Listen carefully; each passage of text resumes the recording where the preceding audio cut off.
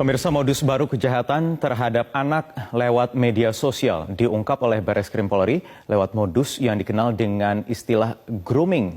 Pelaku berupaya mendapatkan foto maupun video anak saat melakukan kegiatan yang diperintahkan pelaku.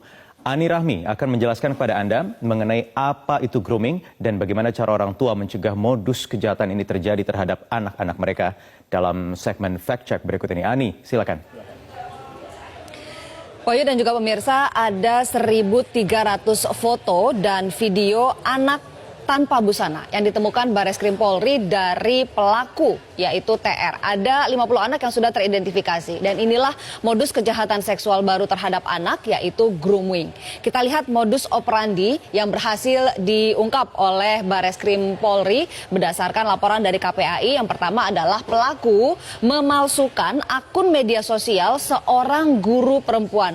Dalam kasus ini media sosialnya adalah Instagram. Nah, foto guru perempuan diambil, lalu pelaku membuat akun baru dengan mengatasnamakan guru tersebut.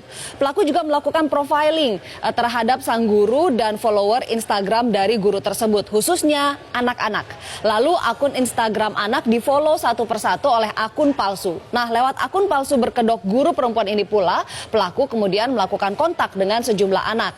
Tahapan modus yang paling krusial adalah yang kedua, yaitu grooming, yaitu pelaku berupaya untuk membangun hubungan, mendapatkan kepercayaan dan ada hubungan emosional dengan anak, serta berusaha meyakinkan mereka. Tujuannya adalah agar bisa memanipulasi, mengeksploitasi, dan melecehkan. Dalam proses grooming ini pula, pelaku menggunakan banyak sekali taktik, mulai dari berpura-pura menjadi kawan sebaya, memberikan hadiah, memberikan perhatian, nasihat. Pelaku juga mengeluarkan ancaman jika korban tidak menuruti keinginan pelaku. Nah, kemudian pelaku meminta korban untuk berfoto atau merekam video dalam melakukan tindakan-tindakan yang cabul. Foto dan video itu awalnya dikirim melalui pesan privat di medsos atau direct message. Tapi kemudian pelaku berkembang meminta nomor WhatsApp korban. Kemudian begitu mendapatkan nomor WhatsApp korban, maka hubungannya lebih pribadi lagi, di mana foto dan juga video yang direkam ini dikirimkan via WhatsApp, tidak lagi lewat media sosial. Nah, kita lihat siapa saja yang bisa menjadi groomer atau pelaku. Siapa saja bisa menjadi groomer. Bisa orang asing dengan menggunakan akun palsu seperti yang ditemukan oleh Bareskrim Polri, bisa juga bagian dari keluarga. Sementara peran yang bisa dilakukan adalah bisa sebagai mentor, kekasih, sebagai figur idola. Nah, yang menarik adalah yang diungkap oleh Bareskrim Polri ini, pelaku adalah orang asing dengan menggunakan akun palsu. Siapa dia? Dia adalah seorang narapidana laki-laki di Surabaya, berusia 25 tahun, dan pelaku sendiri divonis 7 tahun 6 bulan penjara karena mencabuli tetangganya yang merupakan anak di bawah umur. Pelaku baru menjalani 2 tahun masa pidananya. Inilah kok bisa narapidana tapi punya akses terhadap handphone dan media sosial.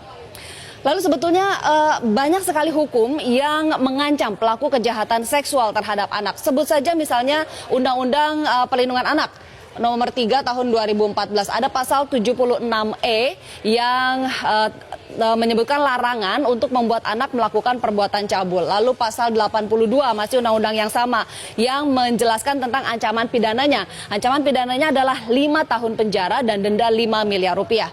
Ada juga undang-undang pornografi nomor 44 tahun 2008, di mana di sini di pasal 29 ada aturan mengenai larangan memproduksi, memperbanyak, menyebarluaskan konten cabul dan ancaman hukumannya hingga 12 tahun penjara serta denda 6 miliar rupiah. Masih ada lagi, ada Undang-Undang ITE nomor 19 tahun 2016.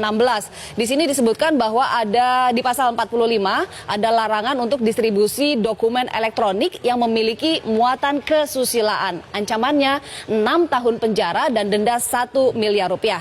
Nah, khusus untuk kejahatan seksual terhadap anak, ada Perpu nomor 1 tahun 2016 yang mengatur pemberatan hukuman bagi pelaku. Mulai dari masa pidananya ditambah 1/3, lalu juga ada pengumuman identitas pelaku, jadi biar publik tahu siapa pelaku sebenarnya, dikebiri hingga pemasangan alat pendeteksi elektronis.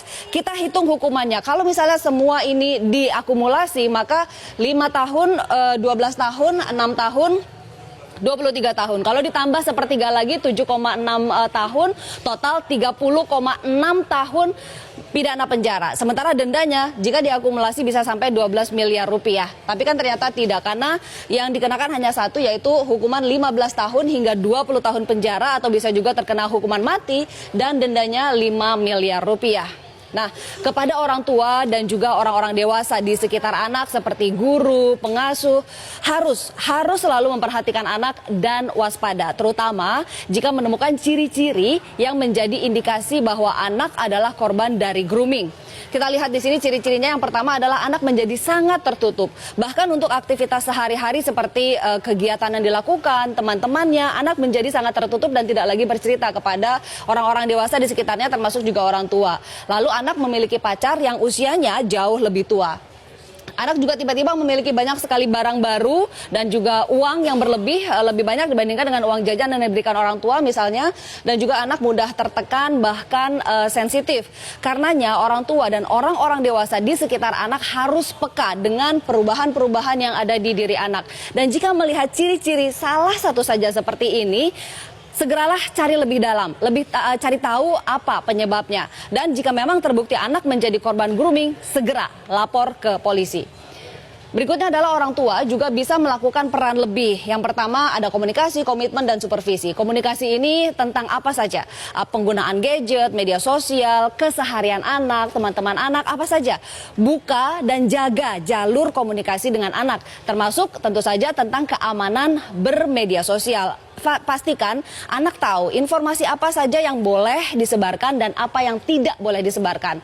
Lalu juga buat kesepakatan, ini terkait masalah komitmen mengenai penggunaan gadget. Misalnya berapa lama anak bisa main gadget, kapan dan di mana boleh main gadget. Lalu misalnya ada komitmen dengan kesepakatan ini baik dari orang tua maupun dari diri anak sendiri. Nah, dari orang tua juga harus memberikan teladan dan komit tidak menggunakan gadget di waktu-waktu yang disepakati. Jangan sampai anaknya dilarang tapi orang tuanya pakai gadget, itu kan tidak memberikan teladan.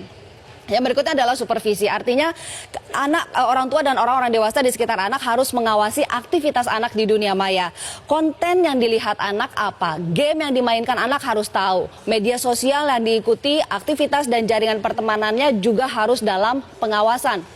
Nah, untuk penyedia platform media sosial juga sebetulnya harus punya peran dalam upaya perlindungan anak. Harus ada aturan yang mengikat dan juga komitmen yang tegas. Misalnya, anak tidak boleh bermedia sosial jika memang usianya di bawah 17 tahun dan harus ketat di situ. Juga harus memperketat sistem pengamanan terhadap duplikasi akun. Tidak bisa mengambil foto sembarangan misalnya, dan juga pengamanan terhadap konten-konten yang ada di media sosial. Dan terakhir, lagi-lagi sistem pemasyarakatan. Harus ada larangan yang tegas, jelas, dan juga betul-betul diimplementasikan terkait penggunaan handphone oleh narapidana. Harus ada yang dijewer di Surabaya atas kecolongan seperti ini. Wahyu, kembali ke Anda. Baik, terima kasih Ani Rahmi dalam segmen Fact Check tadi.